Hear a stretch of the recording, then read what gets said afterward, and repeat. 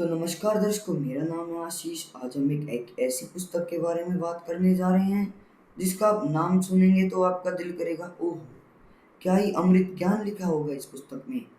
लेकिन जब आज मैं आपको उस पुस्तक की पूरी समरी बताऊंगा, आपको भी पता चलेगा कि इस पुस्तक को लिखने वाला जो था उसको वेदों का ज्ञान नहीं था, वह अज्ञानी थे। और बाकी और भी बातों का विवरण करेंगे। तो चलिए वीडियो शुरू करते हैं। और वीडियो शुरू करने से पहले मैं एक डिस्क्लेमर देना चाहूँगा। यह वीडियो किसी की भावनाओं को ठेस पहुंचाने के लिए नहीं है। अगर इससे फिर भी आपकी भावनाओं को ठेस पहुंचती है तो ये आपको जब सोचना चाहिए था जब आप ये पुस्तक को लिख रहे थे। तो चलिए शुरू करते हैं। सर्वप्रथम इस पुस्तक के रचयिता श्री श्री 1008 महर्षि दयानंद जी कहते God is formless. He can't be seen by anyone. See here. हैं कि परमात्मा निराकार है। तो मैं उनको जवाब देना चाहूँगा कि अगर आपने वेदों का ट्रांसलेट करने की जगह उनको अच्छे से पढ़ा भी होता तो आपको समझ आती कि परमात्मा निराकार नहीं है, वो साकार है। तो आइए आपको 3 मंत्रों से प्रमाण देते हैं। सबसे पहला ऋग्वेद मंडल 1 सूक्ति 31 मंत्र 17। अंगिरसवद अंगिरो ययातिवत सदने पूर्व शुचे। इसमें लिखा गया उस अग्नि का मनुष्य जैसा शरीर है। अब आप कहेंगे यहाँ पर तो अग्नि शब्द का प्रयोग है, तो यहाँ पर कैसे परमात्मा के मनुष्य जैसे होने की है। तो जैसा कि वेदों का अनुवाद महर्षि दयानंद जी ने किया है, तो वो परमेश्वर के नामों की व्याख्या सत्यार्थ प्रकाश पहले समास में कहते हैं, स्वप्रकाश रूप होने के कारण परमेश्वर को अग्नि कहा जा सकता है। तो तभी मैंने यहाँ पर मनुष्यवद अग्नि यानी परमेश्वर का अग्नि जैसा शरीर है। दूसरा ऋग्वेद मंडल 986 मंत्र 27, जिसमें लिखा है अक्षिपो मृजंती परिगोभिरवतम तृतीय पृष्ठे अधिरोचने दिवा। कि वो जो भगवान है वो धूलोक के तीसरे पृष्ठ पर विराजमान है। अब देखिए, आप कहेंगे विराजमान है तो इसका मतलब क्या हुआ? वो परमात्मा साकार है, नर आकार है। देखिए अगला है ऋग्वेद मंडल 9 सुख 82 मंत्र 1, जिसमें लिखा है असावि सोमो अरुषो वृषा हरि राजेव दस्मो। कि वो भगवान सब लोगों के ऊपर ऐसे बैठा है जैसे राजा अपने सिंहासन पर बैठता है। अब देखिए, वो आप थोड़ा सा दिमाग लगाइएगा, अगर वो वहां बैठ रहा है, देखिए जैसे कि मैं बैठा हूँ, मैंने यहाँ पर इस कुर्सी पे कुछ स्पेस ऑक्यूपाई किया हुआ है, तो इसका मतलब मुझे देखा जा सकता है और मैं यहाँ से बैठा हूँ। ऐसे ही वो भगवान उस धूलोक के तीसरे पृष्ठ पर विराजमान है जहाँ उसे देखा जा सकता है, वो नर आकार है। दूसरा पॉइंट है महर्षि दयानंद कहते हैं भगवान किसी एक जगह नहीं रहता। तो जैसे कि मैं पहले आपको ऋग्वेद मंडल 986 मंत्र 27 से प्रमाण दे चुका हूँ, असावि सोमो अरुषो वृषा हरि राजेव दस्मो अभिज्ञा अचिक्रदत्त, कि वो भगवान धूलोक के तीसरे पृष्ठ पर विराजमान है। एक और प्रमाण देना चाहूंगा ऋग्वेद मंडल 954 मंत्र 3 से, जो कि इस प्रकार है। ऋग्वेद मंडल नंबर 9 सूक्त 54 चमन का और मंत्र नंबर 3।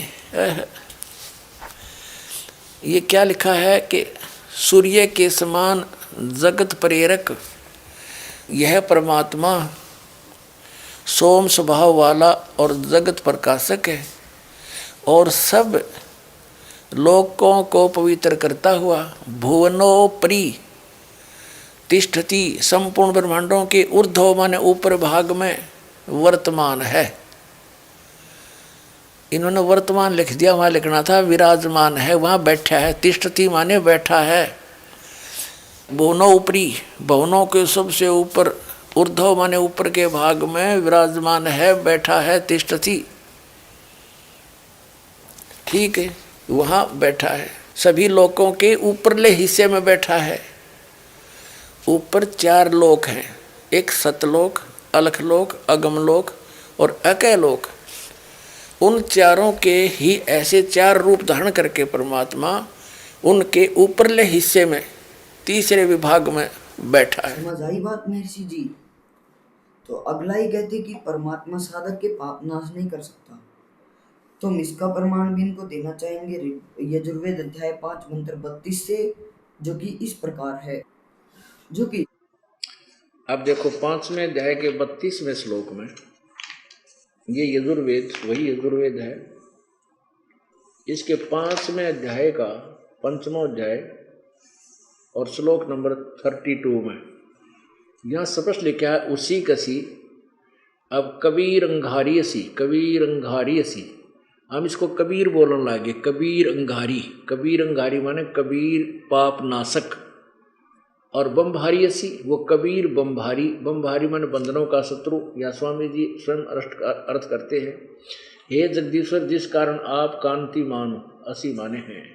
अंगारी माने खोटे चलन के जीवों के शत्रु वाह। अब ये वाह शब्द यहाँ नहीं लगना चाहिए, वाह क्यों था?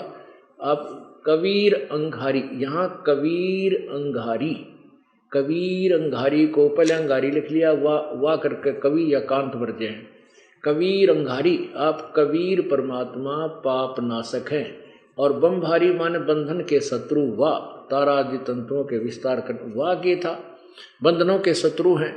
यानी ये हर समय हर पॉइंट के बाद वाह शब्द जो लिखा जाता है ये अनुवाद ठीक नहीं। तो यहाँ इसे सिद्ध हो गया कि वो कबीर असी, कबीर हम इसको कबीर कहने लगे। अब देखना, और वो बमभारी असी बंधनों का शत्रु रित धामा, वो सतलोक में रहता है। ये देखिए यही 32वां श्लोक वो 5वें अध्याय का ही। फिर लिखा कि सवर ज्योति, सवर ज्योति स्वयं प्रकाशित, सवर ज्योति, ज्योति स्वर ज्योति माने स्वयं प्रकाशित, इसके अंतरिक्ष को प्रकाश करने वाला इन्होंने लिखा।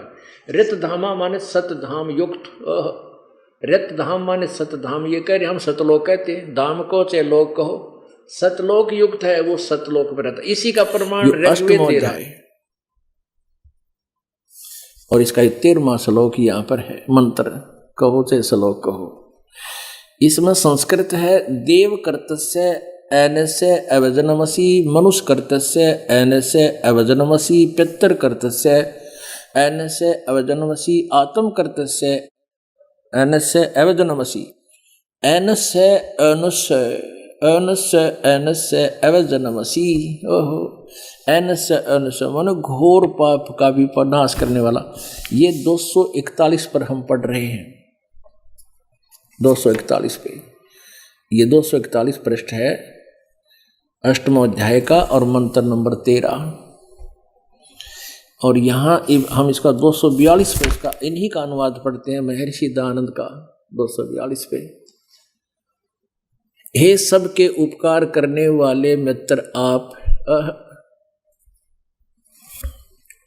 अब ये यहाँ भी गड़बड़ कर जाते हैं, जैसे ये सब के उपकार करने वाले मित्र। यहाँ जब इसको पढ़ते थे तो न्यू सोचा करते तो मित्र के बारे में बोल रखा है भगवान बाप ने, इसे जानबूझ कर मित्र लिख देना, परमेश्वर लिख देता, क्योंकि इन्हीं के शब्दों में, दयानंद जी के शब्दों में सत्यार प्रकाश दिखाते हैं।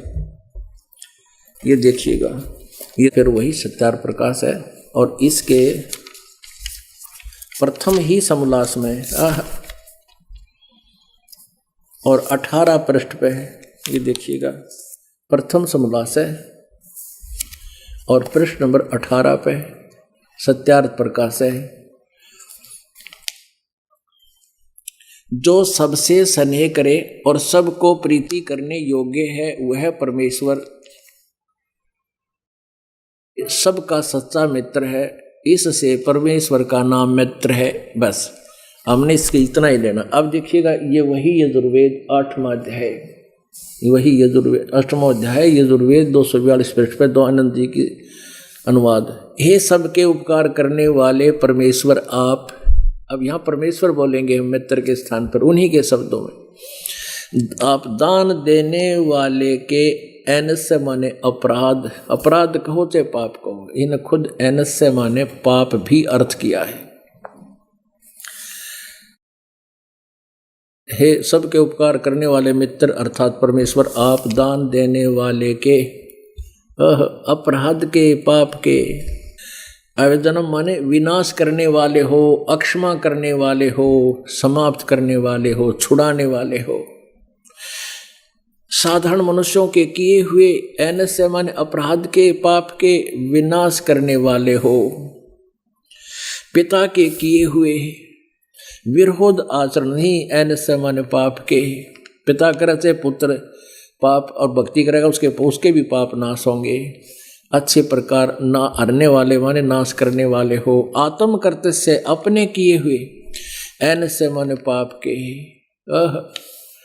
आप दूर करने वाले हो, छुड़ाने वाले हो, अक्षमा करने वाले हो। एनुस एनुस अधर्म के अधर्म, ओहो अधर्म के यानी घोर अपराध के भी आप नाश करने वाले हो।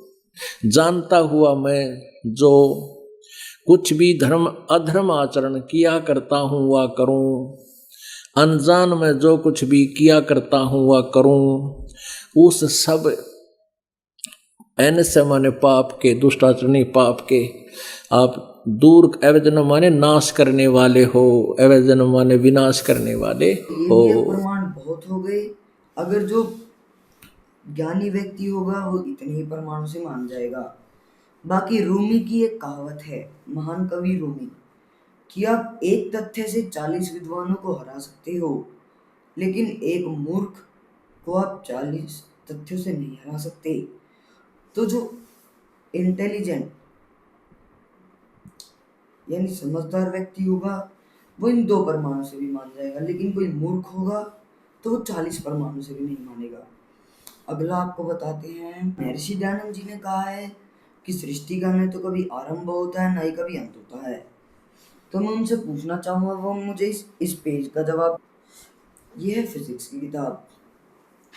अब मैं जो भी कोई होगा महर्षि दयानंद जी का भक्त, उससे पूछना चाहूंगा कि आप बस मुझे इस पेज का जवाब दीजिए जहां पर ये हाइड्रोजन और हीलियम के बादलों से एक तारे का निर्माण होता है और फिर तारे से आगे पूरे सौरमंडल का।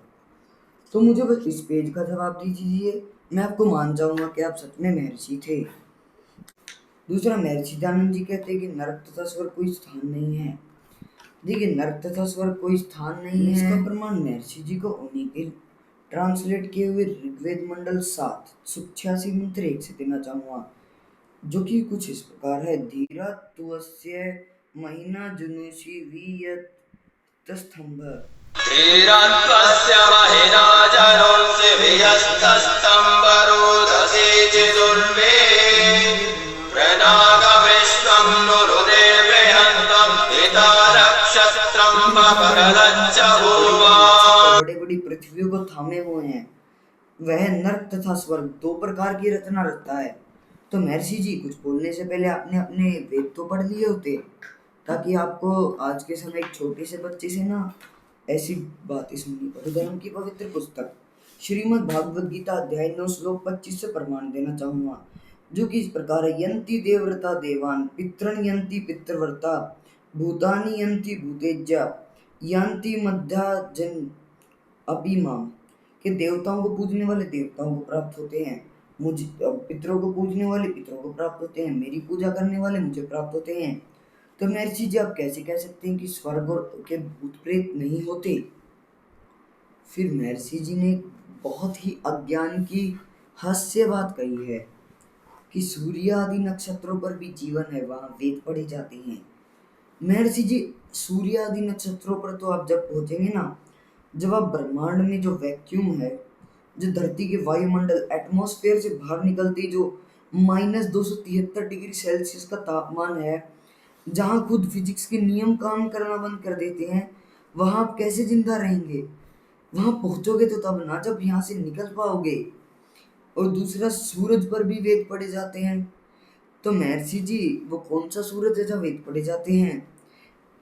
जब सूरज की गर्मी ऊपर होती थी तब तो आप बड़े भांग पीते थे, और अब आप कह रहे सूरज पर वेद पढ़े जाते। सूरज पर वेद तो क्या, अगर आप सूरज से करीब 5 करोड़ किलोमीटर दूर भी जाए ना, तो वहां बुध ग्रह बसता है, जिसका तापमान भी 428 डिग्री सेल्सियस है, जो कि लेड नाम के मेटल को भी पिघला सकता है। तो महर्षि जी, मानव शरीर की तो औकात ही क्या है कि वहां सूरज पर वेद पढ़े जाएंगे? यह बड़ी अज्ञान की बात है।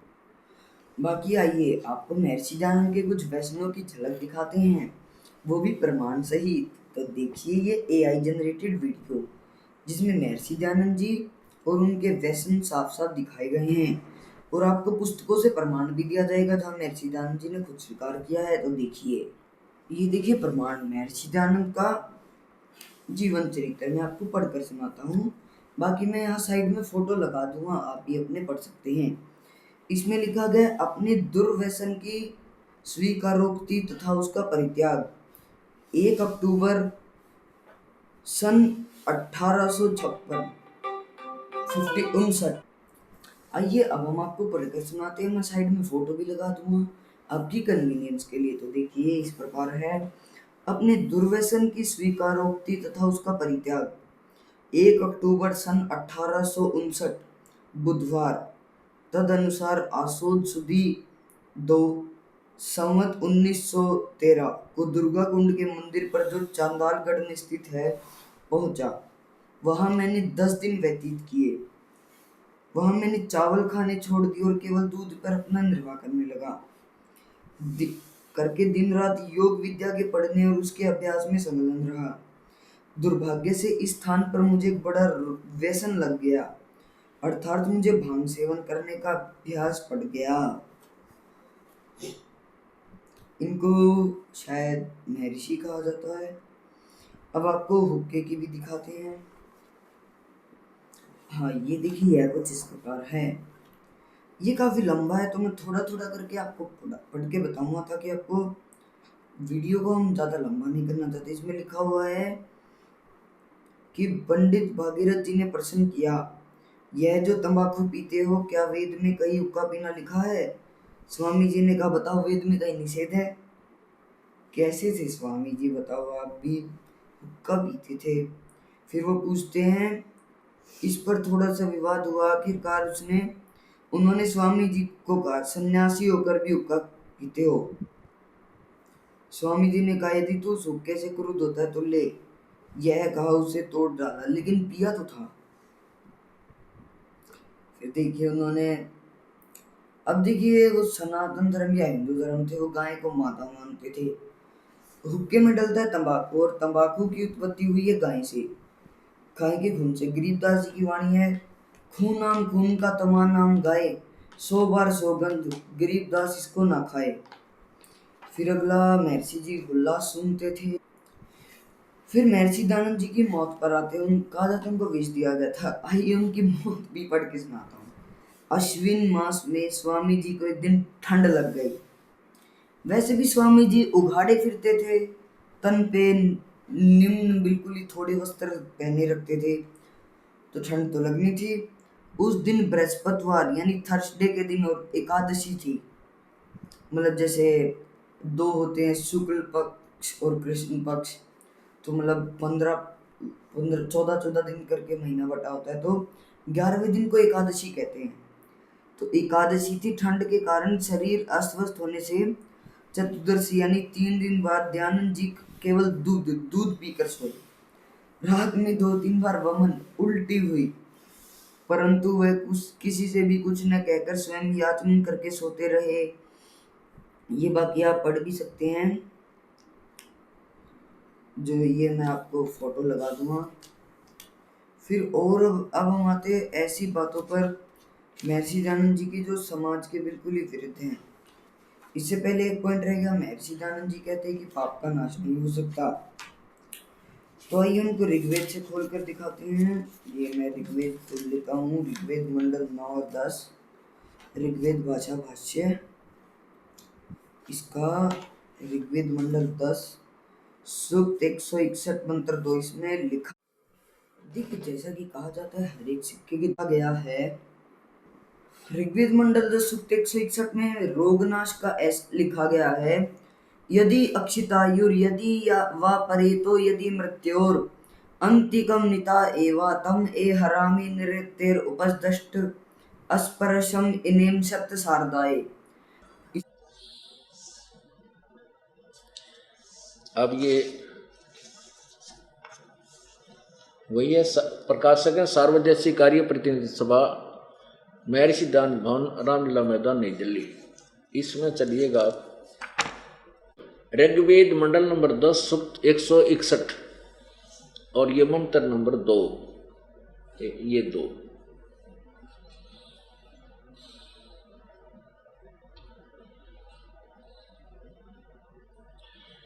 ये इसमें लिखा है कि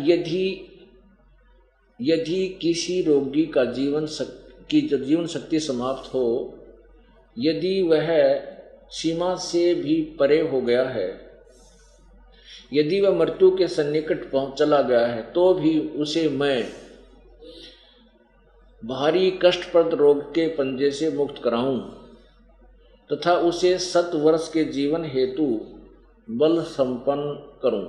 भावार्थ में क्लियर किया है, यदि रोगी की जीवन शक्ति समाप्त हो रही है और उसका रोग सीमा को पार कर गया है, तब भी परमात्मा उसे इस कष्टप्रद रोग से तब भी परमात्मा उसे इस कष्टप्रद रोग से मुक्त कर 7 यानी 100 वर्ष का जीवन दे सकता है। बिल्कुल सही है। इन्हीं के द्वारा दूसरे अनुवादकर्ता ने ठीक किया है। दूसरा, महर्षि दयानंद जी ने एक बहुत ही विश्वसनीय बात कही है, जिसमें वो कहते हैं कि 24 वर्ष की स्त्री और 48 वर्ष के पुरुष के विवाह का जोड़ा उत्तम है। अब आप यह सोच सकते हैं, पहली बात तो इस बात का कहीं से तुक ही नहीं बनता। दूसरा, तो मुझे उस बेचारे बच्चे की सोच आ रही है जो कि हो भी गया तो अपने उनको क्या क्या लगेंगे उसके पिताजी, नाना जी, वो बेचारा सारा दिन इन्हीं में लगा रहेगा कि उनको पिताजी कहे, नाना जी कहे या फिर क्या कहे। दूसरा, महर्षि दयानंद जी कहते हैं नियोग के बारे में कि यदि औरत का पति घर से बाहर चला जाए तो फिर वो 6 महीने 3 वर्ष कुछ इतना बाट देख के 11 पुरुषों तक नियोग कर सकती है। अब आप ही बताए, महर्षि दयानंद जी की इंस्पिरेशन थोड़ी अमेरिकन लगती है, क्योंकि ये काम हमने हिंदुस्तान में होते हुए तो नहीं देखा, लेकिन वेस्टर्न कंट्रीज में होते हुए देखा है। दूसरा, महर्षि दयानंद जी देवर की परिभाषा बताते हैं। देवर का मतलब क्या होता है? पति का छोटा भाई। लेकिन महर्षि दयानंद जी लिखते हैं, अगर कोई स्त्री अपने पति से अलावा उसके बड़े या छोटे भाई जिससे नियोग करती है, उसे देवर कहते हैं। इन्होंने तो सारी परिभाषा ही बदल डाली। दूसरा, ये कहते हैं कि भगवान ने सृष्टि को नहीं बनाया, तो मैं इनको कहना चाहूंगा, एक सेकेंड, ये है एक मनुष्य का फीटस। अगर भगवान ने महर्षि दयानंद की अम्बिलिकल कॉर्ड नहीं बनाई होती तो शायद महर्षि दयानंद जी ना ही भांग पी पाते, ना ही वेदों का निरार्थ कर पाते। तो अब दूसरा, महर्षि दयानंद जी कहते कि लड़ाई करनी जरूरी नहीं है, बैठकर वाद विवाद से भी सत्य असत्य का निर्णय हो सकता है।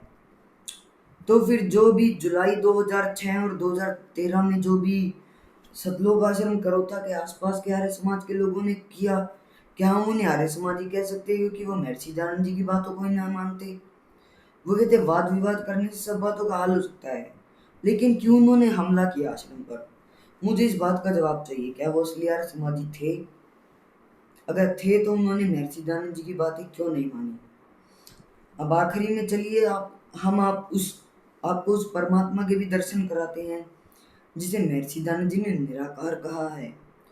तो उसके ऊपर तो एक वाणी भी है गरीबदास जी की, गरीब नर रूप साहेब धनी बसे सकल के माही, अनंत को ब्रह्मांड में देखो सभी ठाई।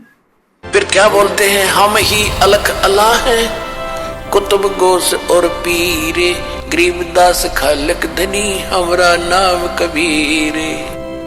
देखिए, जैसा कि कहा जाता है हर एक सिक्के के 2 पहलू होते हैं, तो वैसे ही आइए आपको महर्षि दयानंद जी की कुछ अच्छी बातें बताते हैं। तो महर्षि जी का समाज सुधार में क्या ही योगदान था मुझे समझ नहीं आ रहा, लेकिन उन्होंने बस 2 ही काम ऐसे किए जिनसे कहा जा सकता है कि हाँ जी, महर्षि जी बहुत ही अच्छे थे। लेकिन दूसरी तरफ हम देखें संत रामपाल जी महाराज जी ने जो समाज सुधार के कार्य किए हैं, तो उनकी लिस्ट इतनी लंबी है, शायद ये वीडियो 2 घंटे की हो जाए, लेकिन मैं आपको मेन बताता हूँ। पहले तो समाज से कास्टिज्म को खत्म करना, ऊंच नीच को खत्म करना, दहेज रूपी राक्षस का खात्मा, सबको एक समान समझना, और बाकी अनेकों चीजें की है। सद्भक्ति देना, शास्त्रों के अनुसार ज्ञान देना, और इतनी सारी बातें मैं भूल ही नहीं पाऊंगा। और दूसरा, जिसे कहते हैं ना, जैसे सोने पे सुहागा, तो संत रामपाल जी महाराज जी की जो अन्नपूर्णा मुहिम है, वो देखकर तो आपका दिल हाथों में आ जाएगा। अब एक सवाल आपसे, भूख कैसी दिखती है, लाचारी किस घर में रहती है? कभी घर में आटा नहीं होता, कभी दाल नहीं होती, कभी सब्जी नहीं होती। ऐसा लगता है हमारे रूम में पापा होता तो सही रहता। मम्मी पापा नहीं आता घर में, बस गिरने वाला तो पप्पा। इनका तो मन बहुत, मैं तो माँ इतना आदर खो नहीं पाया कि इनका कोई वजह ठीक है। गरीबों की सुनो वो तुम्हारी सुनेगा, गरीबों की सुनो वो तुम्हारी सुनेगा। तुम 1 पैसा दोगे वो 10 लाख देगा। गरीबों की सुनो वो तुम्हारी सुनेगा, गरीबों की सुनो वो तुम्हारी सुनेगा। अगर गुरु जी की मदद ना मिलती तो फिर कैसे जीवन गुजरता? क्या फिर नहीं बच सकते थे, फिर तुम्हारी हालत का इन्हों नहीं पता तो कहाँ जाओगे। दुनिया से मैं हारा तो आया तेरे द्वार, दुनिया से मैं हारा तो आया तेरे द्वार। यहाँ पे भी जो हारा कहाँ जाऊँ मैं सरकार। चल पड़ी है आंधी कलयुग में सतयुग लाने।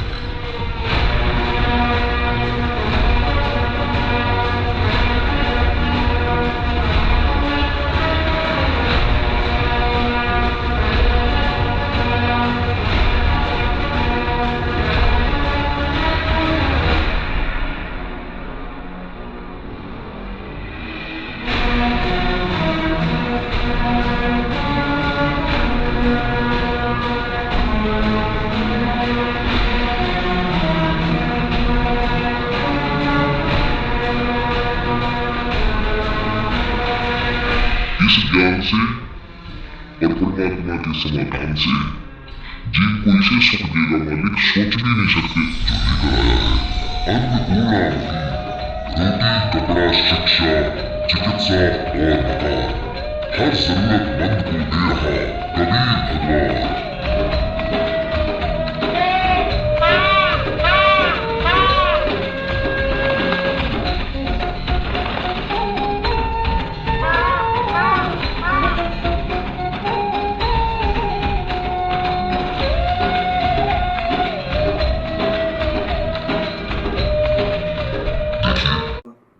आप कहेंगे कि कोई इंसान तो ऐसा कर ही नहीं सकता, और बात भी आपकी सही है। ये जो जेल नंबर 2 में बैठी, ये इंसान नहीं है, ये खुद वो कबीर साहिब। कभी ख्याल विशाल सतगुरु अचल दिगंबर धीरे, भक्ति है काया धर आए अवगत सत कबीर। जिनका जिक्र सामवेद मंत्र संख्या 1400, सामवेद मंत्र संख्या 822, अथर्ववेद कांड 4 अनुवाक नंबर 1 मंत्र नंबर 7, और बाकी यजुर्वेद अध्याय 5 मंत्र 32, ऋग्वेद मंडल 996 मंत्र 18 से 20, Bible IOI 36:5, Guru Granth Sahib page number 721, Quran शरीफ सूरत फुरकान 25 आयत 52 से 59 में प्रमाण है। ये वही कबीर साहिब संत रामपाल जी महाराज जी के रूप में आए हैं, जिसके ऊपर गरीबदास जी की वाणी है। गैबी ख्याल विशाल सतगुरु अचल दिगंबर धीर है, भक्ति है तान काया धराए अवगत सत कबीर हैं। तो अपना मनुष्य जीवन बर्बाद ना करें।